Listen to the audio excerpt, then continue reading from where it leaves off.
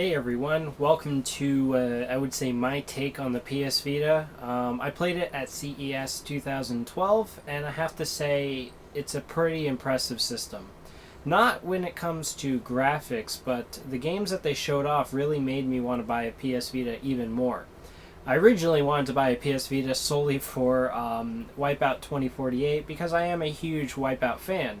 But after CES, I definitely want to get Gravity Rush. I want to get Hot Shots Golf World Invitational, I believe it's called.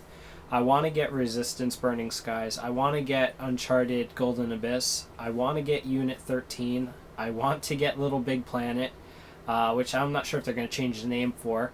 And I also want to get Mod Nation Racers. I mean, when I played these games, yes, they were short demos, but it really showed off that the games are really there. One thing that the 3DS severely lacked was a good launch lineup. And, I mean, yes, I did make a video, History Repeats Itself. Initially, I thought, that's really what's going to happen, but it really seems like Sony is changing their ways. They're realizing that with the PSP, they made tons of mistakes. With the PlayStation 3, they made tons of mistakes. And they're slowly learning from it. And I really do believe that the PS Vita actually has a shot this time. When you pick up the device for the first time, I mean, it's very similar to the PSP, but it is much bigger. That screen really does take your breath away, as they would say. I know it's very gimmicky, but that screen is really sexy. The colors, everything is very well detailed, very bright and crisp, whereas the original PSP screen was horrible. It was a very blurry mess, very dim, and it was just not really that good at all. When it comes to those analog sticks, they're actually really good. They're not as good as a full-size controller's analog sticks, but they are, day and night better than the PSPs. And the fact that you actually have two analog sticks, that really makes the experience that much better. You're finally able to play some games that were just impossible to play on the PSP because it didn't have a second analog stick. Now, I tried the rear touch panel. I'm telling you, that rear touch panel you can use for a lot of things. Yes, the initial stuff they're going to show off is very gimmicky, but I do think that it offers the ability for developers to embrace new ideas. I mean, a lot of things they were showing off was that you can pick up a character by pinching both the front and rear touch-sensitive areas. And you're able to pick up a character, you're able to move a block, or you have ways that you can hit a person from behind or ways that you can hit them from the front. The tilt action is pretty impressive. I know, yes, the 3DS also has something very similar, but I think that there is a shot that these particular features that just aren't there on the 3DS could make the experience that much better. Now, getting into I would say, the buttons, yes, I know that they are much smaller than the PSPs, but actually they feel the same as the 3DS's. They're not too small at all. And I actually do like the new D-pad. The new D-pad is a lot better than the PSPs. Now, when I'm looking at the price, now a lot of people are hating on the fact that it's $250.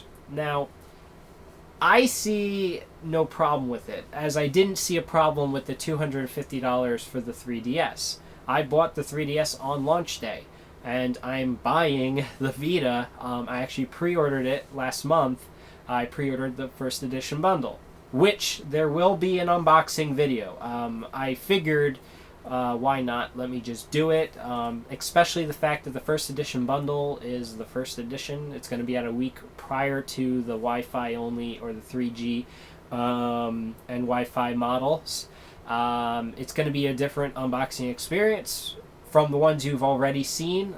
Yes, the Japanese unboxing video is pretty much going to be the same as the American versions. However, the first edition comes with a memory card, comes with little deviants, and comes with a carrying case. So it's going to be different in unboxing.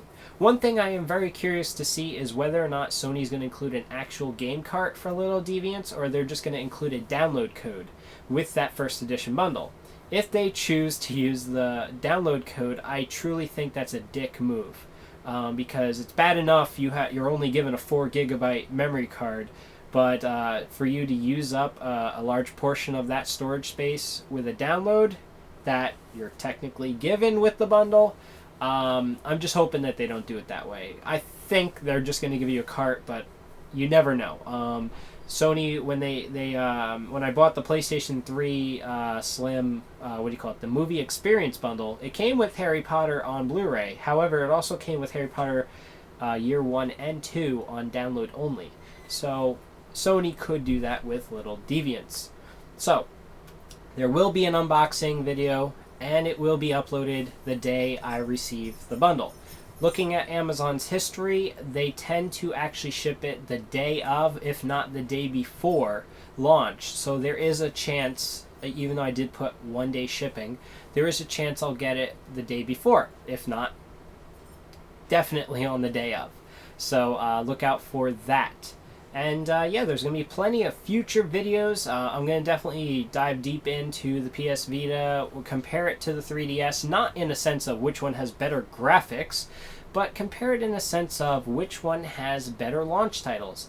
And clearly, when you see a lot of these games that are on the PS Vita, you have to see that Sony made a very good and very smart move.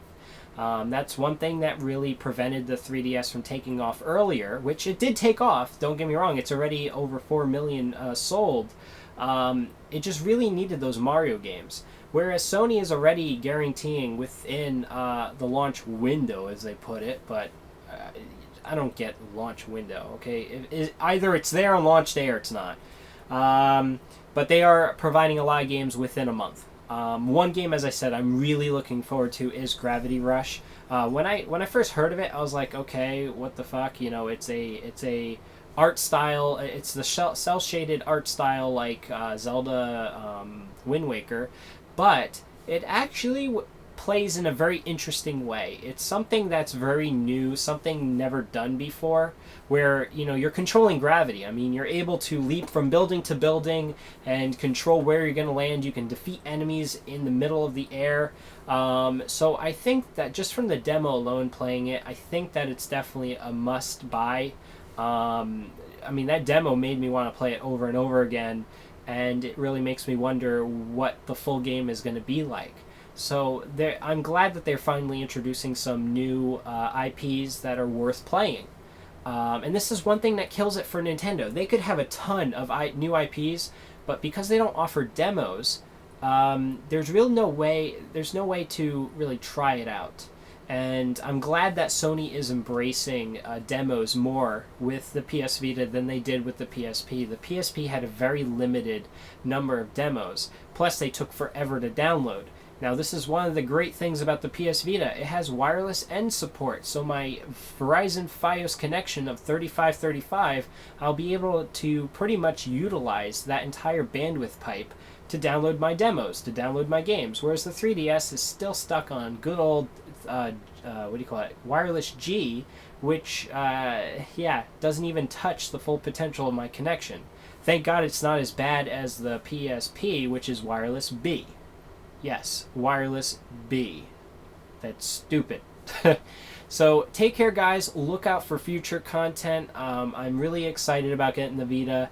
I know it's kind of a 180 from what I said around this time last year. Yes, I did say that, what I did say on that video, guys, I wasn't bashing the Vita. I just want you guys to wait and see approach.